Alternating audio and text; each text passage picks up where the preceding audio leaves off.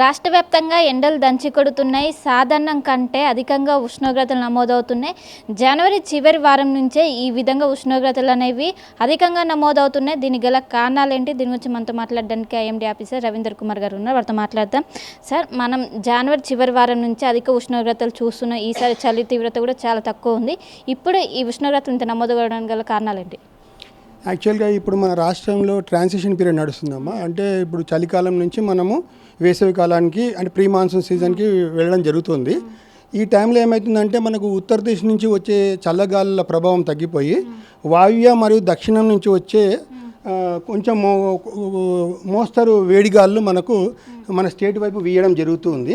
So దీని ప్రభావం వల్ల కొంచెం టెంపరేచర్స్ గరిష్ట ఉష్ణోగ్రతలు 3 నుంచి 5 డిగ్రీలు ఎక్కువగా నమోదవుతున్నాయి ఈ మధ్యకాలంలో.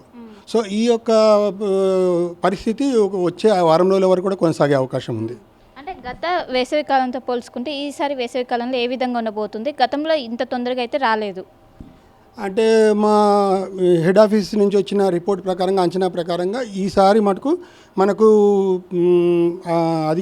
మన గరిష్ట ఉష్ణోగ్రతలు మటుకు 2 నుంచి 3 డిగ్రీలు ఈ ఫిబ్రవరి మొత్తం కూడా అధికంగా ఉండే అవకాశం ఉంది. ఇప్పుడు హైయెస్ట్గా ఏ జిల్లాలో ఉష్ణోగ్రతలు నమోదవుతున్నాయి? రాత్రిపూట ఉష్ణోగ్రతలు ఏ విధంగా ఉన్నాయి? హైయెస్ట్ వచ్చేసి ఇప్పుడు ఈ 36 డిగ్రీలు మనకు ఆదిలాబాదు, మెదక్ రికార్డ్ అయింది గరిష్ట ఉష్ణోగ్రత.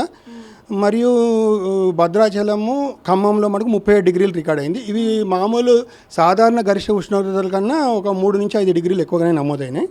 కనిష్ట ఉష్ణోగ్రతలు వచ్చేసి మనకు ఆదిలాబాదు, మెదక్ 17 డిగ్రీలు, హైదరాబాదు 19 డిగ్రీలు కనిష్ట ఉష్ణోగ్రత కొనసాగుతుంది. ఇప్పుడు దీన్ని ఎండాకాలంగా భావించవచ్చా? ఇంకా ఎండాకాలం అని చెప్పలేము. అది చెప్పాను కదా ఇంతకుముందు, ఇది ట్రాన్సిషన్ పీరియడ్ వల్ల కొంచెం మనకు ఏమవుతుందంటే డైర్నల్ వేరియేషన్, అంటే కనిష్ట ఉష్ణోగ్రతకి గరిష్ట ఉష్ణోగ్రతకి తేడా ఎక్కువ ఉండడం వల్ల ప్రజలకు కొంచెం ఇన్కన్వీనియన్స్ కాజ్ అవుతుంది. దాని మించి మనకు ఏ విధమైన ఇప్పుడు హీట్ వేవ్ కండిషన్స్ కానీ ఈ ఫిబ్రవరి నెలలో వచ్చే అవకాశం అయితే లేదు. మార్చిలో మేము ఎక్స్పెక్ట్ చేస్తున్నాం. సో ఇప్పుడు ఎలాంటి జాగ్రత్తలు తీసుకోవాలి చిన్నపిల్లలు, ముఖ్యంగా వృద్ధులు?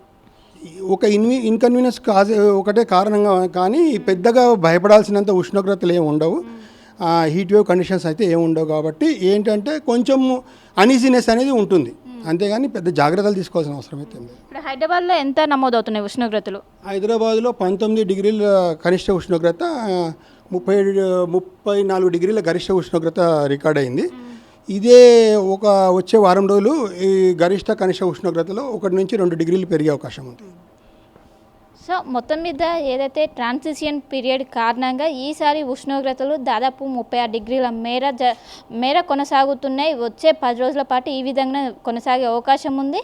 మార్చి నెల నుంచి ఎండాకాలం ప్రారంభమైనప్పుడు ఇంకా పెరిగే అవకాశం ఉంది. ఈసారి గతంలో ఎండలు లేని విధంగా ఈసారి రికార్డులో ఉష్ణోగ్రతలు నమోదయ్యే అవకాశం ఉందంటూ కూడా ఒకవైపు ఐఎండీ ఆఫీసర్స్ మొత్తం మీద ఒకవైపు అంచనా వేస్తున్నారు. కెనపర్సన్ శివతో కలిసి శిల్ప ఆర్టీవీ, హైదరాబాద్. మరిన్ని వీడియోస్ కోసం ఛానల్ ని సబ్స్క్రైబ్ చేయండి. లేటెస్ట్ అప్డేట్స్ కోసం వాట్సాప్ ఛానల్ ని ఫాలో అవ్వండి. ఆ లింక్ డిస్క్రిప్షన్ లో ఉంది.